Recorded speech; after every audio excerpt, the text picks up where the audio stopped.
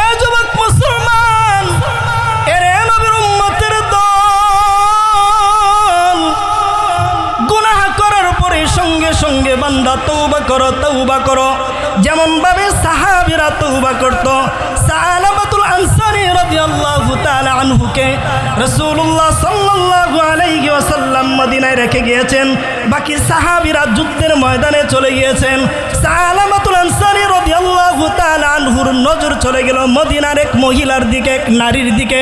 পর্দাটা সরাইয়া সালাবাতুল আনসারী রাদিয়াল্লাহু তাআলা আনহু মহিলার হাত ধরলেন।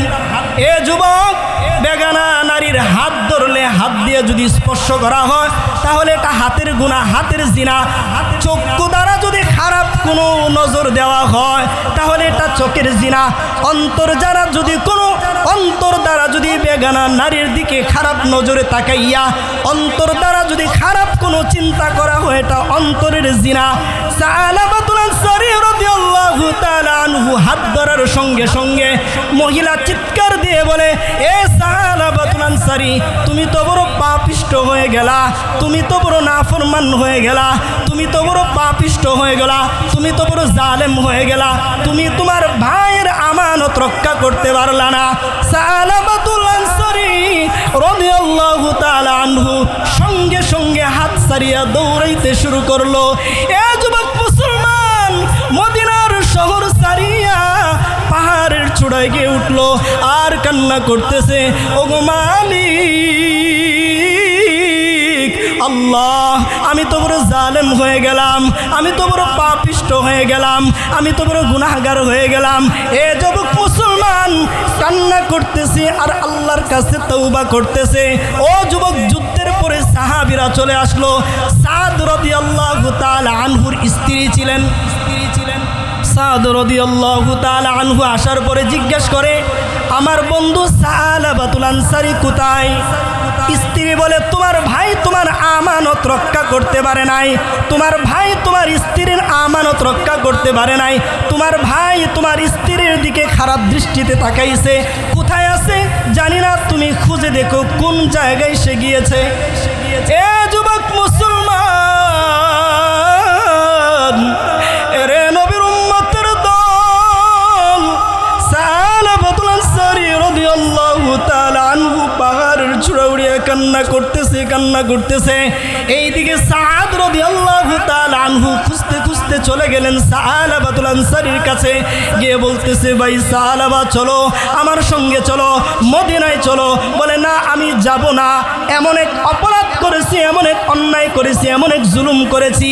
ও সাদ, আমি তো জালেম হয়ে গিয়েছি, পাপিষ্ট হয়ে গিয়েছি, আমি এই চেহারা কেমন করে আমি আমার প্রিয় নবীজিকে দেখাবো? এই চেহারা আমি সাহাবীদেরকে দেখাইতে পারবো।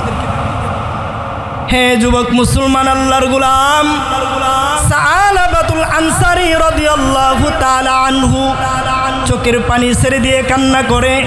সাদ রাদিয়াল্লাহু তাআলা আনহুকে বলে, ঠিক আছে ভাই, তুমি যদি আমাকে নিয়ে যেতে চাও তাহলে আমার হাতে রশি বাঁধিয়া যেমন করে আসামিকে নেওয়া হয়, রেস্ট করা হয়, হ্যান্ডকাপ লাগানো হয়, ঠিক তেমনি ভাবে আমার হাতে রশি বাঁধিয়ে আমাকে নিয়ে চলো, যাও আমাকে হযরতে আবু বকর, ওই আবু বকর ভাইয়ের ঘরে নিয়ে যাও। সাহাবী সালাবাতুল আনসারী রাদিয়াল্লাহু তাআলা আনহুকে নিয়ে আসলেন হযরতে আবু বকর সিদ্দিক রাদিয়াল্লাহু তাআলা আনহুর ঘরে। আবু বকর রাদিয়াল্লাহু তাআলা আনহু বর্ণনা শোনার পরে বলে, মাফ করার দায়িত্ব একমাত্র আল্লাহর, আল্লাহ তোমাকে মাফ করবে কিনা জানি না, কিন্তু আমার ঘর থেকে তুমি বের হয়ে যাও। চলে গেলেন হযরত উমরের ঘরে। উমর ডাক দিয়া বলে, আল্লাহ মাফ করবে কিনা জানি না, কিন্তু আমার ঘর থেকে তুমি চলে যাও। চলে গেলেন আলীর ঘরে। আলী ডাক দিয়া বলে, আল্লাহ মাফ করবে কিনা জানি না, কিন্তু আমার ঘর থেকে চলে যাও। সালাবাতুল আনসারী ডাক দিয়া বলে, ও ভাই সাদ, ভেবেছিলাম আমার নবীর সামনে যাব না, কিন্তু আবু বকর বের করে দিল, উমর বের করে দিল, আলীও বের করে দিল, যাও আমাকে আমার নবীর সামনে নিয়ে যাও। আল্লাহর নবী সাল্লাল্লাহু আলাইহি ওয়াসাল্লামের সামনে নিয়ে গেলেন। সামনে নিয়ে যাওয়ার পরে আল্লাহর নবী সাল্লাল্লাহু আলাইহি ওয়াসাল্লাম বলেন, আবু বকর বের করে দিয়েছে, উমর বের করে দিয়েছে, আলীও বের করে দিয়েছে, যাও তুমি আমার দরবার থেকে চলে যাও, আমার দরবারেও তুমি থাকতে পারবা না।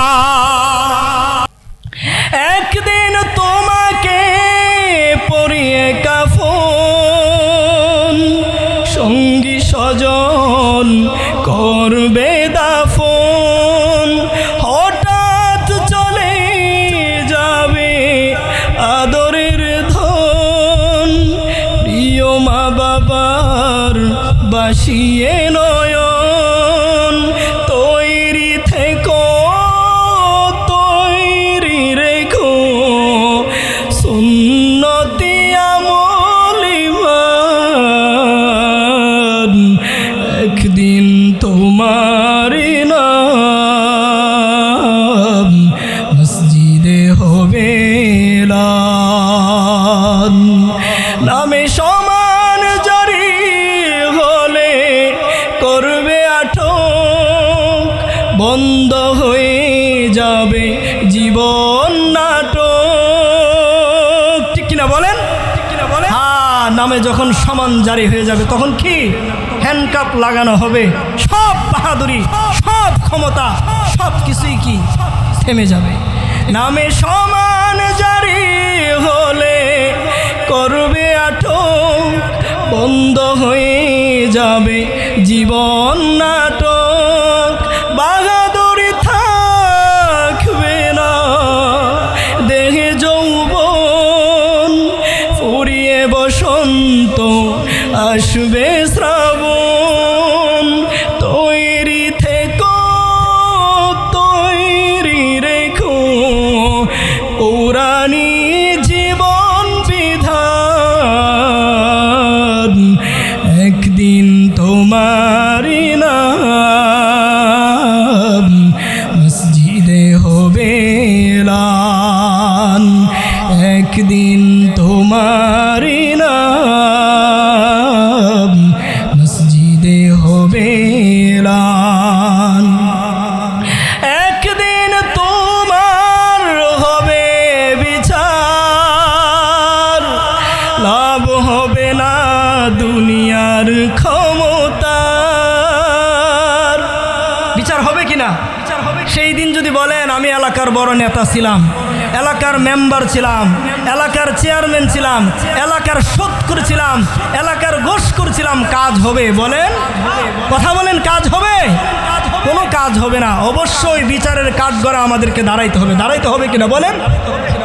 একদিন তোমার হবে বিচার, লাভ হবে না দুনিয়ার ক্ষমতার, ওতে যদি পারো নবীজির আশিক পুলসিরাতে পার হয়ে যাবে ঠিক, তৈরি রেখো তৈরি থেকো জান্নাতে হওয়ার সুপান,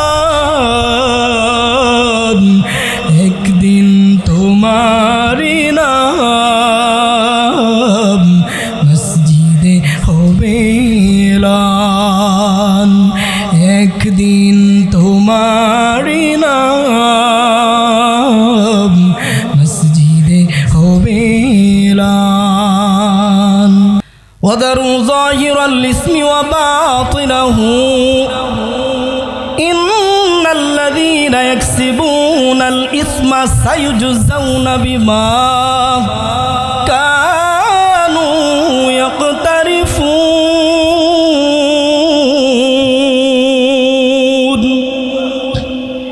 এ যুবক মুসলমান, আল্লাহর গোলাম, আল্লাহ বলেন ওয়াদারু যাহিরাল ইসমি ওয়া বাতিনাহু ইন্নাল্লাযীনা ইয়াকসিবুনাল ইসমা সায়ুজজাউনা বিমা কানু ইয়াকতারিফুন। আল্লাহ মানুষকে সাবধান করলেন, তোমরা প্রকাশ্য অপ্রকাশ্য সর্বপ্রকারের গুনাহের কাজ পরিত্যাগ করো, সর্বপ্রকারের গুনাহের কাজ ছেড়ে দাও।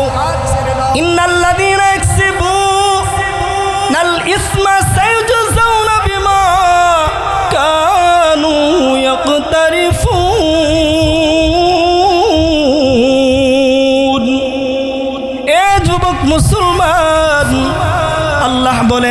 নিশ্চয়ই যারা গুনাহের কাজ করে, যারা গুনাহ ছাড়তে পারে না, গুনাহের কাজ করে, অবশ্যই অবশ্যই তাদের গুনাহের প্রতিফল অবশ্যই তাদেরকে পেতে হবে।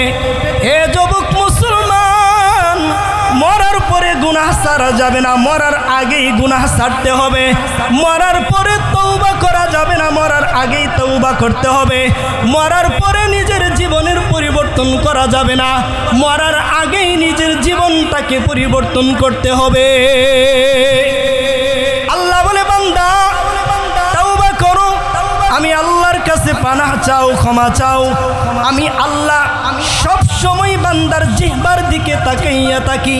কখন আমার বান্দা আমি আল্লাহকে আল্লাহ বলে ডাকবে, কখন আমার বান্দা চোখের পানি ছেড়ে দিয়ে আমি আল্লাহর কাছে পানাহ চাইবে।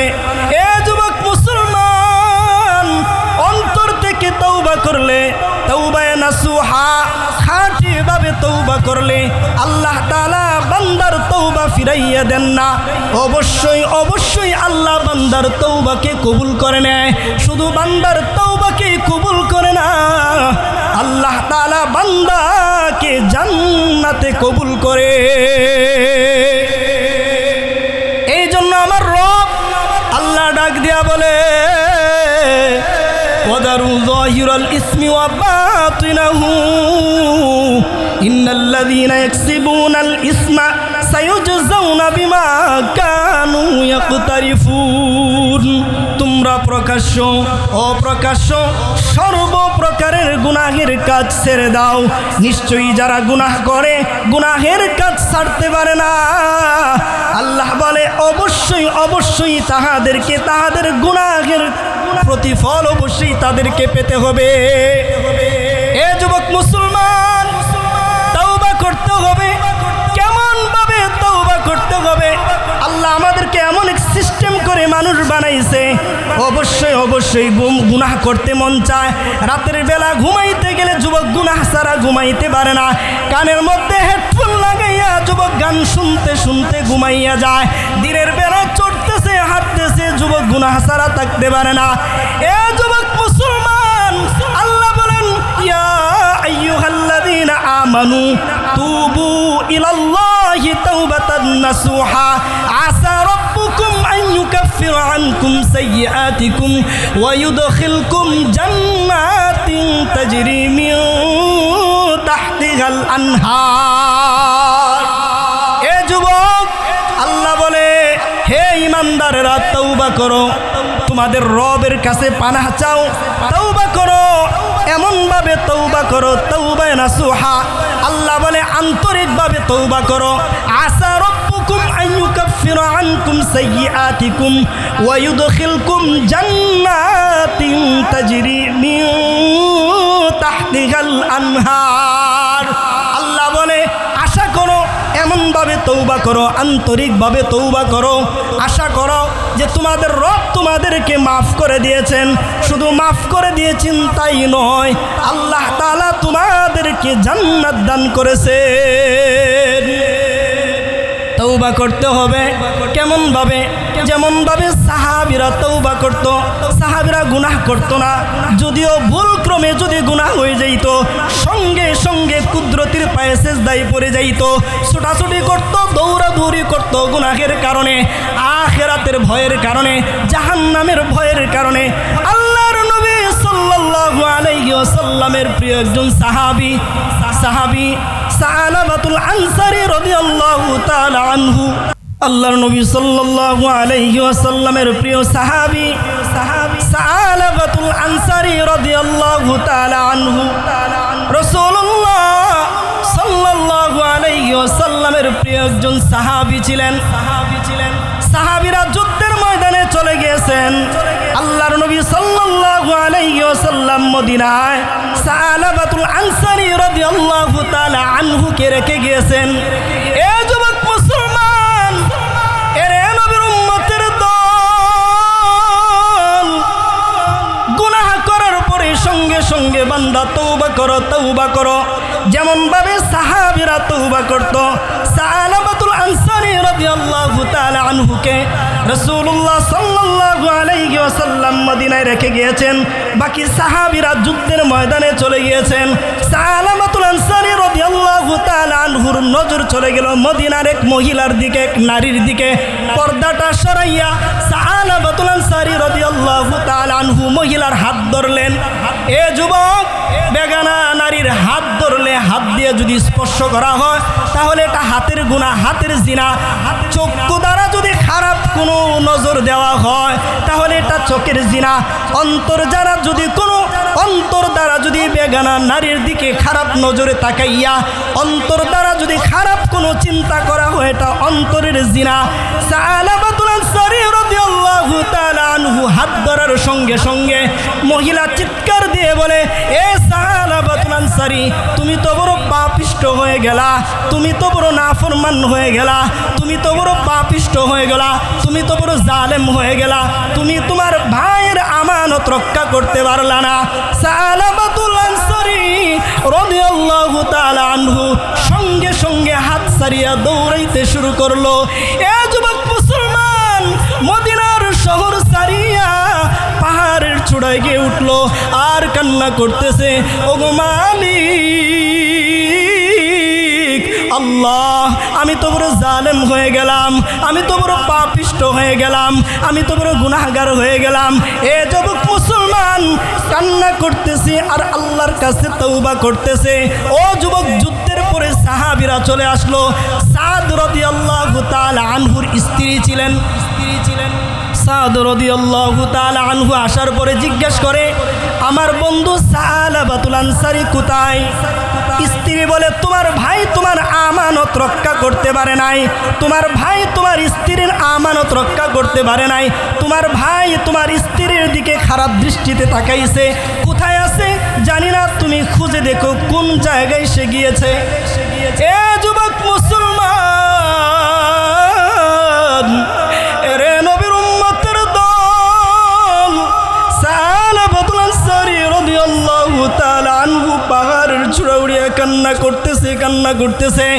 এইদিকে সাদ রাদিয়াল্লাহু তাআলা আনহু খুঁজতে খুঁজতে চলে গেলেন সালাবাতুল আনসারীর কাছে, গিয়ে বলতেছে, ভাই সালাবা চলো, আমার সঙ্গে চলো, মদিনায় চলো। বলে, না আমি যাব না, এমন এক অপরাধ করেছি, এমন এক অন্যায় করেছি, এমন এক জুলুম করেছি। ও সাদ, আমি তো জালেম হয়ে গিয়েছি, পাপিষ্ট হয়ে গিয়েছি, আমি এই চেহারা কেমন করে আমি আমার প্রিয় নবীজিকে দেখাবো? এই চেহারা আমি সাহাবীদেরকে দেখাইতে পারবো না। হে যুবক মুসলমান, আল্লাহর গোলাম সালাবাতুল আনসারী রাদিয়াল্লাহু তাআলা আনহু চোখের পানি ছেড়ে দিয়ে কান্না করে। সাদ রাদিয়াল্লাহু তাআলা আনহুকে বলে, ঠিক আছে ভাই, তুমি যদি আমাকে নিয়ে যেতে চাও তাহলে আমার হাতে রশি বাঁধিয়া যেমন করে আসামিকে নেওয়া হয়, অ্যারেস্ট করা হয়, হ্যান্ডকাপ লাগানো হয়, ঠিক তেমনিভাবে আমার হাতে রশি বাঁধিয়ে আমাকে নিয়ে চলো, যাও আমাকে হযরতে আবু বকর, ওই আবু বকর ভাইয়ের ঘরে নিয়ে যাও। সাহাবী সালাবাতুল আনসারী রাদিয়াল্লাহু তাআলা আনহুকে নিয়ে আসলেন হযরতে আবু বকর সিদ্দিক রাদিয়াল্লাহু তাআলা আনহুর ঘরে। আবু বকর রাদিয়াল্লাহু তাআলা আনহু বর্ণনা শোনার পরে বলে, মাফ করার দায়িত্ব একমাত্র আল্লাহর, আল্লাহ তোমাকে মাফ করবে কিনা জানি না, কিন্তু আমার ঘর থেকে তুমি বের হয়ে যাও। চলে গেলেন হযরত উমরের ঘরে। উমর ডাক দিয়া বলে, আল্লাহ মাফ করবে কিনা জানি না, কিন্তু আমার ঘর থেকে তুমি চলে যাও। চলে গেলেন আলীর ঘরে। আলী ডাক দিয়া বলে, আল্লাহ মাফ করবে কিনা জানি না, কিন্তু আমার ঘর থেকে চলে যাও। সালাবাতুল আনসারী ডাক দিয়া বলে, ও ভাই সাদ, ভেবেছিলাম আমার নবীর সামনে যাব না, কিন্তু আবু বকর বের করে দিল, উমর বের করে দিল, আলীও বের করে দিল, যাও আমাকে আমার নবীর সামনে নিয়ে যাও। আল্লাহর নবী সাল্লাল্লাহু আলাইহি ওয়াসাল্লামের সামনে নিয়ে গেলেন। সামনে নিয়ে যাওয়ার পরে আল্লাহর নবী সাল্লাল্লাহু আলাইহি ওয়াসাল্লাম বলেন, আবু বকর বের করে দিয়েছে, উমর বের করে দিয়েছে, আলীও বের করে দিয়েছে, যাও তুমি আমার দরবার থেকে চলে যাও, আমার দরবারেও তুমি থাকতে পারবা না। মেয়ে ডাক দিয়া বলে, বাবা কেউ তোমাকে রাখে নাই, আমার বাসায়ও তুমি আসতে পারবা না। সালাবাতুল আনসারী রাদিয়াল্লাহু তাআলা আনহু কান্না করতে করতে আবারও সেই পাহাড়ের চূড়ায় চলে গেলেন। এ যুবক মুসলমান, 3 দিন পর জিবরাইল আলাইহিস সালাতু ওয়াস সালাম রাসূলুল্লাহ সাল্লাল্লাহু আলাইহি ওয়াসাল্লামের কাছে আসলেন। আসার পর বলতেছে, ওগো প্রিয় নবী, আপনার সাহাবা কোথায়? আপনার সাহাবাকে বের করে দিলেন কারণ কি? এ যুবক, আল্লাহ ডাক দিয়া বলে, নবী আমার সাহাবা এমনভাবে কান্না করছে, এমনভাবে চোখের পানি জড়াইছে, আমি আল্লাহ আমার সাহাবাকে মাফ করে দিয়েছি।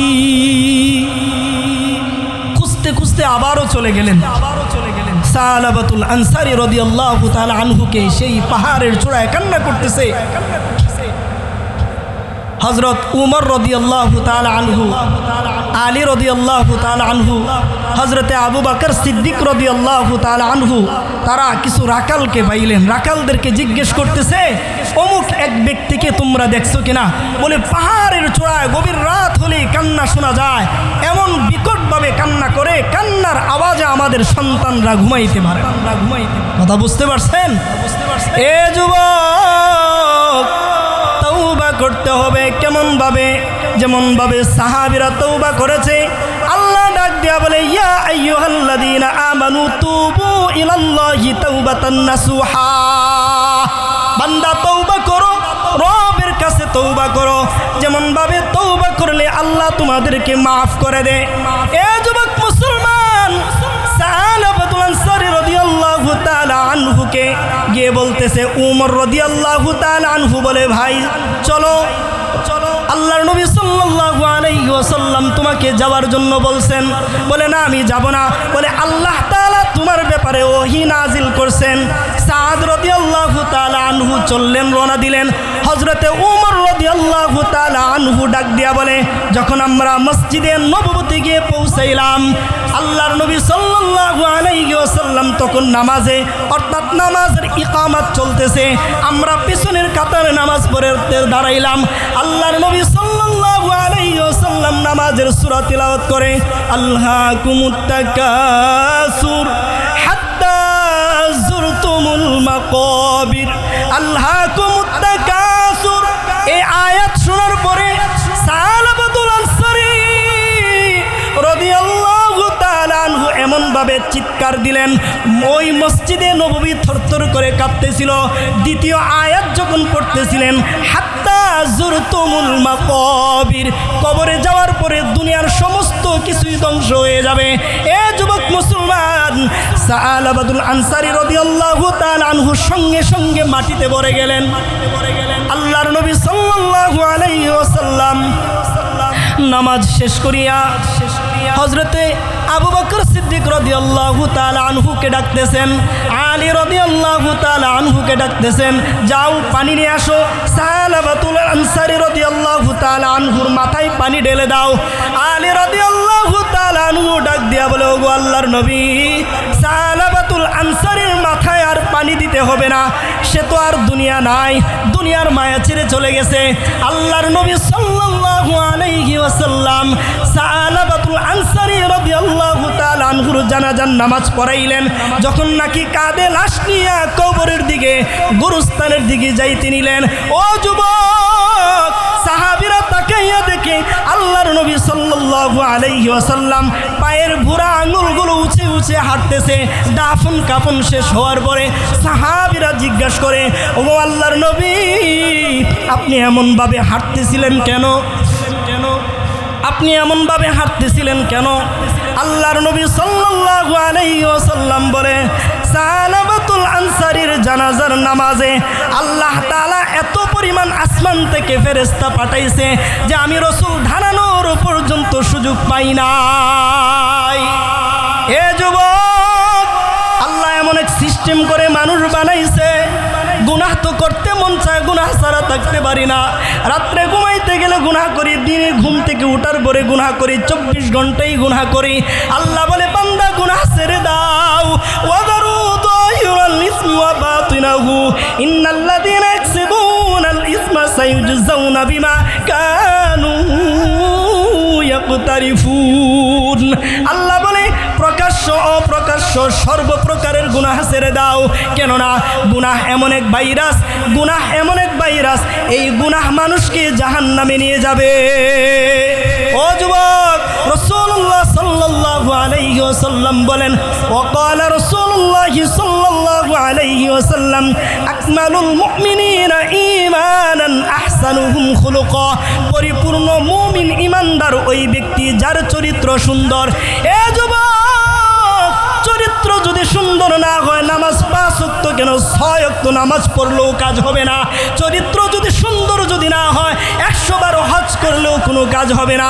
চরিত্র যদি সুন্দর না হয়, লক্ষ লক্ষ টাকা যাকাত দিলেও কাজ হবে না। আল্লাহর নবী সাল্লাল্লাহু আলাইহি ওয়াসাল্লাম বলেন, কিয়ামতের দিন সবচেয়ে ভারী আমল হবে মুমিনের চরিত্র। চরিত্র যদি খারাপ হয়, ও যুবক, চরিত্র যদি খারাপ হয়, অবশ্যই অবশ্যই অবশ্যই জাহান্নামে যেতে হবে। ফামান ইয়ামাল মিসকালা যাররাতিন খায়রান ইয়ারা ওয়া মান ইয়ামাল মিসকালা যাররাতিন শাররান ইয়ারা। এ যুবক মুসলমান, আল্লাহ বলে কোন মানুষ, অর্থাৎ যে ব্যক্তি যারা পরিমাণ নেক আমল করবে, যারা পরিমাণ নেক আমল করবে, কিয়ামতের দিন অবশ্যই সে সেই নেক আমলের প্রতিদান পাবে। ওয়া মান ইয়ামাল মিসকালা যাররাতিন শাররান ইয়ারা। আর যে ব্যক্তি যারা পরিমাণ গুনাহ করবে, কিয়ামতের দিন অবশ্যই অবশ্যই সে সেই গুনাহের প্রতিফল পাবে। যারা পরিমাণ কাউকে সুযোগ দেওয়া হবে না। যারা কাকে বলে? একটা বালুর কণাকে যদি 70টা ভাগ করা হয়, সেই 70টা ভাগের একটা ভাগকে যাররা বলা হয়। এ যুবক মুসলমান, জাহান্নামের আগুন বড় ভয়ঙ্কর। সাহাবীরা জাহান্নামের আযাবের জন্য কান্না করে। সাহাবীরা যেমন ভাবে তওবা করে, ঠিক তেমনি ভাবে আপনাকে আমাকেও তওবা করতে হবে। কেননা তওবা না করে যদি মৃত্যুবরণ করি, গুনাহ কইরা যদি মারা যায়, হে যুবক, গুনাহ অবস্থা যদি মৃত্যুবরণ হয়, গুনাহ কইরা যদি মারা যায়, তওবা না কইরা যদি মারা যায়, তাহলে অবশ্যই অবশ্যই জাহান্নামের আগুনে জ্বলতে হবে। এ যুবক মুসলমান, আল্লাহ বলে, হে ইমানদারেরা, আল্লাহকে ভয় করো, ভয় করার মতো ভয় করো, আর সাবধান মুসলমান না হইয়া মৃত্যুবরণ করিও না। কথা বুঝতে পারছেন? তাহলে মৃত্যু আমাদের হবে কিনা বলেন? মৃত্যু আমাদের হবে কিনা? আমাদের যে কবরের শাস্তি হবে সেটা আমরা বিশ্বাস করি কিনা? একদিন তোমার নাম মসজিদে হবে এলান, একদিন তোমার নাম মসজিদে হবে এলান। তৈরি থেকো, তৈরি রেখো, কবরের মাল সামান, একদিন তোমার নাম মসজিদে হবে এলান। বলেন, মসজিদে এলান হবে কিনা? হবে কিনা? অবশ্যই অবশ্যই মসজিদে এলান হবে। হ্যাঁ, কেউ বাঁচতে পারবে না। অবশ্যই আপনার আমার একদিন এলান হবে। সেই এলানটা আগামীকালকেও হতে পারে, সেই এলানটা আজকে রাত 10টাও হতে পারে, সেই এলানটা এখনও হতে পারে। ঠিক কিনা বলেন? হ্যাঁ, তৈরি থেকো, তৈরি রেখো, কবরের মাল সামান, একদিন তোমারি নাম মসজিদে হবে এলান। একদিন তোমাকে পরিয়ে কাফন, সঙ্গী স্বজন করবে দাফন, হঠাৎ চলে যাবে আদরের ধন, প্রিয় মা বাবার বাসিয়ে নয়ন। তৈরি থেকো, তৈরি রেখো,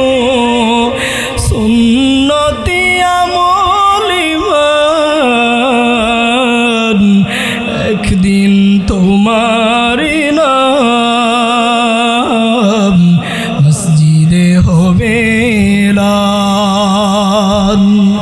নামে সমান জারি হলে করবে আটক, বন্ধ হয়ে যাবে জীবন নাটক। ঠিক কিনা বলেন? হ্যাঁ, নামে যখন সমান জারি হয়ে যাবে তখন কি হ্যান্ডকাপ লাগানো হবে, সব বাহাদুরি, সব ক্ষমতা, সব কিছুই কি থেমে যাবে। নামে সমান জারি হলে করবে আটক, বন্ধ হয়ে যাবে জীবন নাটক। বাহাদুরি থাকবে না দেহে যৌবন, ফুরিয়ে বসন্ত আসবে শ্রাবণ। তৈরি থেকো, তৈরি রেখো পুরানি জীবন বিধান। একদিন তোমারি নাম মসজিদে হবে এলান। একদিন তোমারি নাম মসজিদে হবে এলান। একদিন তোমার হবে বিচার, লাভ হবে না দুনিয়ার ক্ষমতার। বিচার হবে কিনা? সেই দিন যদি বলেন আমি এলাকার বড় নেতা ছিলাম, এলাকার মেম্বার ছিলাম, এলাকার চেয়ারম্যান ছিলাম, এলাকার সৎকুর ছিলাম, এলাকার গোশকুর ছিলাম, কাজ হবে? বলেন, কথা বলেন, কাজ হবে? কোনো কাজ হবে না। অবশ্যই বিচারের কাঠগড়া আমাদেরকে দাঁড়াইতে হবে। দাঁড়াইতে হবে কিনা বলেন? একদিন তোমারি নাম